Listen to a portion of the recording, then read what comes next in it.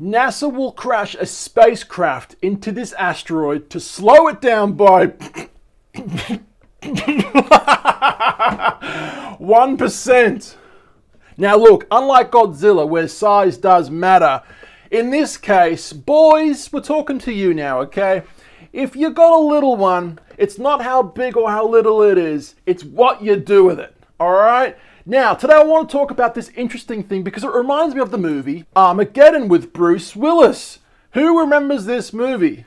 Good movie, completely over the top. Michael Bay. When Michael Bay is attached to a movie, you know automatically it's going to be over the top. All right? Thanks, Michael. Good one. Now, this is what's going to be happening, right? So you've got these two main asteroids, right? We'll start from the bigger one, the Didymus, this one here called Didymus, all right? And a smaller one called Dimorphos.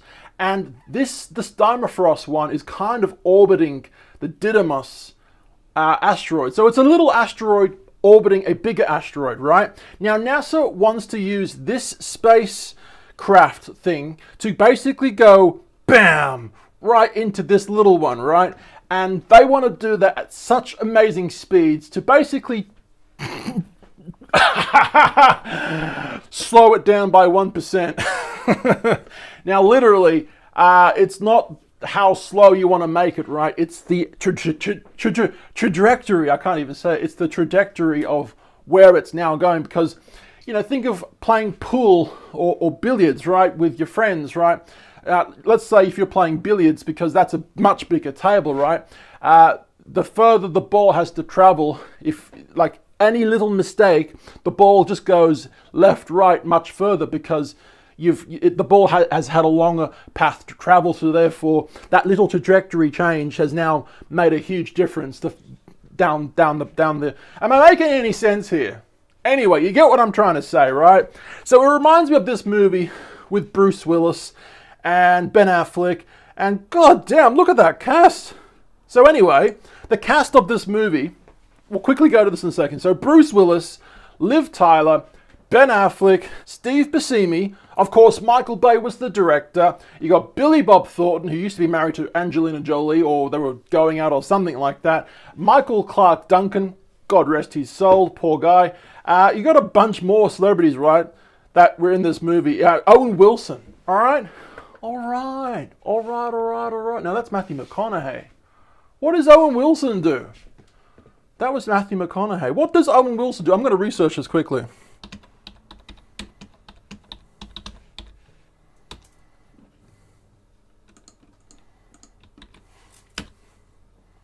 Oh my god. Wow.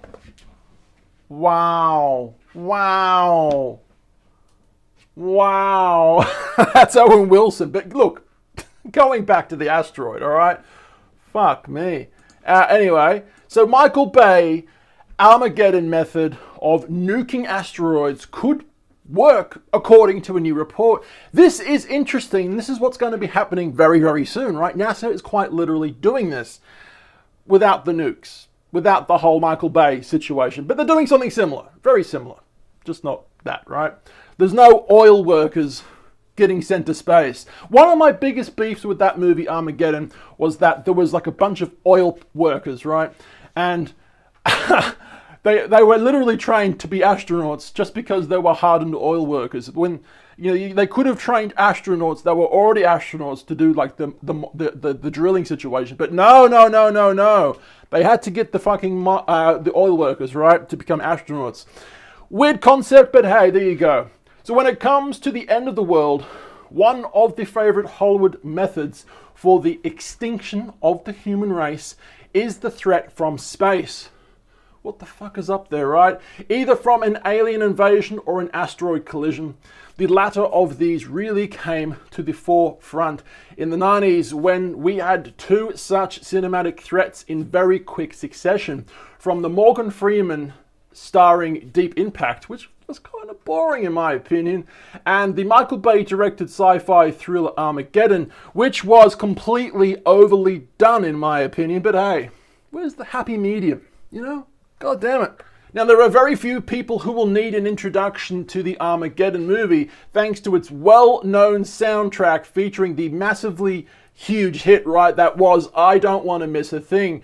This song was everywhere back in the day. In fact, did you know that this girl right here, Liv Tyler, is actually Steven Tyler's daughter from Aerosmith in real life? And I think that they didn't actually know that they were father and daughter until this movie was getting released or something like that. Does anyone remember that? Or am I having myself on? I don't know, but anyway, interesting story, right? But basically the lyrics to that song went a little something like this.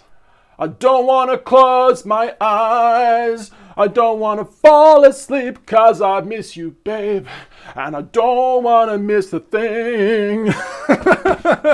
Thank you, everybody. Thank you. Look, if you haven't already, give us a like, subscribe, all right? Because we need to, get that going, all right? But anyway, going back to the actual article. So once again, thanks to the well-known soundtrack, I Don't Want to Miss a Thing, and its ludicrously and over-the-top way of dealing with planet-killing asteroids, right? Well, now, 23 years later, it looks like scientists believe that the movie's strategy for dealing with the huge asteroid problem is actually a viable strategy for dealing with such an event. Just no nukes, no nukes. It's going to make Russia and China nervous. No nukes, all right? But going to this, right, this is what the actual thing looks like. And, okay, I don't quite know what I'm looking at, but I will show you a little bit better in a second. So look, this thing here is literally going to smash into that asteroid. Where are we? It's going to smash right here into this asteroid. So that's it, that's it right there, okay? And it's going to go bam into that little one. Stopping it by 1%, right? It's not the size that counts, it's what you do with it, lads, all right? So interesting. So when you think about it, this thing right here, when it smashes into that asteroid at a lot of kilometers or miles per second, we'll show you the actual things in a second of how fast it will go, but when it smashes into that asteroid, it will literally, think about it, it will literally be turned into dust, all right? This going so fast into an asteroid, boom, there'll be quite literally nothing left of it. Sand particles of spaceship debris would be left, if not less than that. Atom-sized, I don't know. It would be dust, all right? Interesting when you think about it, right? But going to this website, NASA will shoot a rocket at an asteroid to test planetary defense strategy. Let's go to this one right now. So that's DART is the company doing it, right? So NASA will launch a spacecraft next month to hit an asteroid on purpose, right? To change its path, testing for the first time a method of planetary defense. The agency has announced on Tuesday the launch of the double asteroid redirection test mission will occur at 1:20 a.m. Eastern Standard Time on November the 24th, right? Using a Falcon 9 rocket from SpaceX, which is pretty interesting. So NASA is targeting a pair of asteroids that orbit the sun and occasionally come close to Earth. Now, the asteroids don't come close enough to pose a threat, thankfully, but NASA says that their proximity makes them a prime candidate for the test of a technique that could someday, the keyword is someday, prevent a hazardous asteroid from striking Earth, right? This isn't the actual killer that will kill Earth, right? But they're testing then the skills, right? They're honing their skills like on a pool table. So then when the time actually comes and that pool competition comes, you can win that big money, right? That's when you want to have the skills. Yeah, I got skills. Geez, that was kind of cringy. But anyway, going on. So we're going to make sure that The Rock from Dwayne The Rock Johnson from space doesn't send us back to the Stone Age. The NASA scientist has said, all right? Now, the larger of the two asteroids, Didymos, is about half a mile across in size, with a smaller moonlet called Dimorphos. So Dimorphos is about 500 feet in size. It's more typical of the size of asteroids that could pose the most likely significant threat to Earth, NASA has said. Dimorphos is not necessarily the asteroid that's going to cause a devastating effect on Earth. Statler has said, rather, the launch is a test to make sure that we have the capabilities for asteroids in the future, if there is one, all right? Now, the DART mission is aiming to hit Dimorphos at a speed of nearly 15,000 miles per hour. That's a lot of speed, with the goal of changing its orbit by a very fraction of 1%, right? A small but significant enough change that scientists will be able to observe it from a telescope from Earth. So, if NASA were to detect an asteroid that poses an actual risk to Earth, Statler said that the agency is not aware of such a risk over the next 100 years. So that's something interesting to think about when you're asleep at night, wondering when an asteroid's going to come through your bedroom window. It might not for 100 years, unless there's one that we don't know about. There goes your anxiety again, back up to the ceiling. All right, anyway. So it would attempt to hit and change its course rather than destroy it altogether. I'm looking at you now, Michael Bay. No more. Enough's enough. Your filmmaking style has to go forever, all right? No more.